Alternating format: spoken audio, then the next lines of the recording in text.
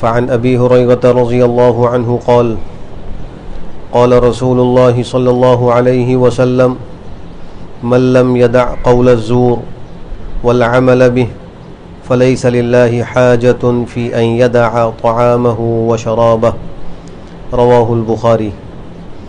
حضرت ابو ہریرہ رضی اللہ تعالی عنہ سے مروی ہے، فرمایا کہ جناب نبی کریم صلی اللہ علیہ وآلہ وسلم کا ارشاد ہے، جو شخص جھوٹ بولنا نہ چھوڑے اور اس پر عمل کرنا نہ چھوڑے تو اللہ کو کوئی حاجت نہیں ہے اس بات کی کہ وہ اپنا کھانا اور پینا چھوڑ دے۔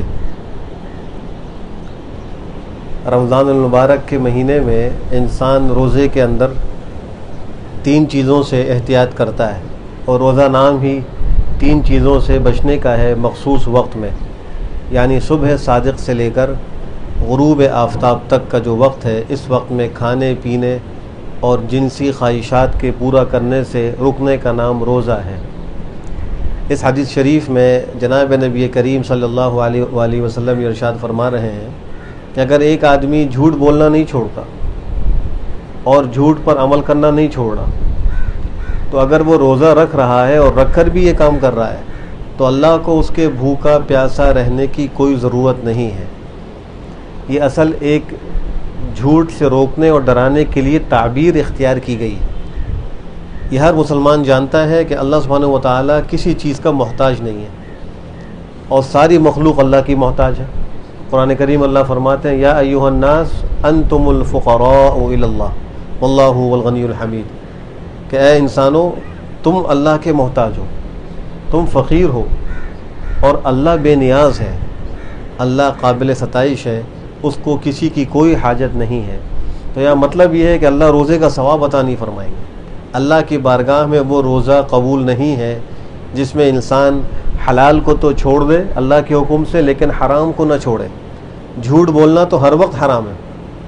رمضان المبارک کے مہینے میں مخصوص وقت کے لیے 3 چیزوں سے روکا جاتا ہے، جو 3 چیزیں حلال ہیں، لیکن اس کا مطلب یہ نہیں ہے کہ انسان حرام کا ارتکاب کرتا رہے اور حلال کو چھوڑے رہے تو اس کا روزہ جو ہے اللہ کی بارگاہ میں قبول ہو جائے گا، تو بات اس طرح نہیں ہے۔ ایک حدیث میں آپ نے فرمایا، کتنے روزے دار ایسے ہیں کہ ان کو سوائے بھوک اور پیاس کے روزے میں کچھ حاصل نہیں۔ گرمیوں کے روزے ہیں، وہ صبح سے لے کے شام تک بھوکے اور پیاسے ہیں، ان کو ثواب کوئی حاصل نہیں۔ اور کتنے ہی رات کے تراویح پڑھنے والے ایسے ہیں کہ ان کو صرف شب بیداری کے علاوہ، یعنی بیدار رہنے اور نیند نہ کرنے کے علاوہ کوئی ثواب حاصل نہیں ہوتا، چونکہ وہ محرمات سے نہیں بچ رہے۔ اس لیے ماہ مبارک جو بھی آ رہا ہے، اس میں ابھی سے یہ عزم کیا جائے کہ ہم حرام سے بچنے کا اہتمام کریں گے، ہر قسم کے حرام، چاہے وہ ہمارے اقوال کے قبیل سے ہوں، اعمال کے قبیل سے ہوں، یا احوال کے قبیل سے ہوں، اخلاق ہوں، معاملات ہوں، ہم حرام سے بچیں گے۔ ہم حرام سے بچ گئے تو پھر ہمارا یہ روزہ اللہ کی بارگاہ میں قبول ہوگا۔ اور ویسے بھی قرآن کریم میں اللہ نے ارشاد فرمایا ہے کہ من جاء بالحسنۃ فلہ عشر امثالہا، جو کوئی نیکی لے کر آئے گا تو اس کو 10 گنا ملے گا۔ یہ کم سے کم مرتبہ ہے، یعنی اللہ کی بارگاہ میں نیک عمل کو محفوظ طریقے سے لے کر پہنچے گا تو اس کو یہ اجر ملے گا۔ اگر ایک آدمی نیکی کرنے کے بعد اپنی برائیوں سے، گناہوں سے اس کے ثواب کو باطل کر دیتا ہے تو اس کے لیے کوئی وعدہ نہیں ہے 10 گنا۔ جیسے ایک جگہ اللہ ارشاد فرماتے ہیں کہ یا ایھا الذین آمنوا لا تبطلوا صدقاتکم بالمن والعذاب، اپنے صدقات کو احسان جتلا کر اور تکلیف دے کر باطل نہ کرو۔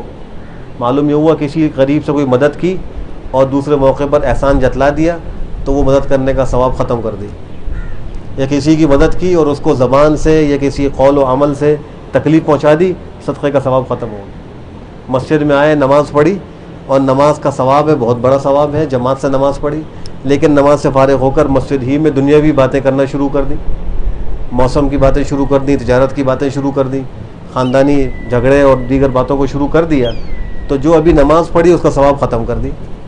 محنت بھی کرے اور ثواب محفوظ نہ رہے تو یہ بڑے گھاٹے کا سودا ہے۔ اللہ ہم سب کو صحیح سمجھ عطا فرمائے اور بہتر عمل کی توفیق نصیب فرمائے۔ الحمدللہ رب العالمین، یا رب العالمین۔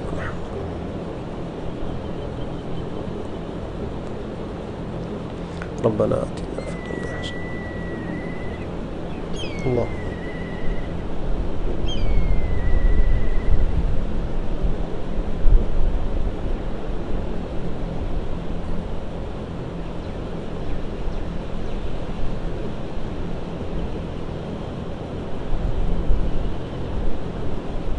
برحمتک یا ارحم الراحمین.